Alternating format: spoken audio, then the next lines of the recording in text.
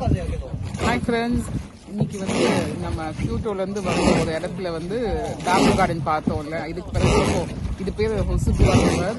இது ஆல்மோஸ்ட் ஒரு 1.5 hours சும்மா ஜாலியாக தண்ணியில் பார்த்தீங்கன்னா ஒயிட் ராஃப்டிங் தான். என்னன்னா இந்த செரி பிளாசம் தான் யூஸ் பண்ணுறோம். இங்கே எல்லாம் பியூட்டிஃபுல்லாக இருக்கும். இந்த ரைட் செரி பிளாசம் இன்னும் வராது.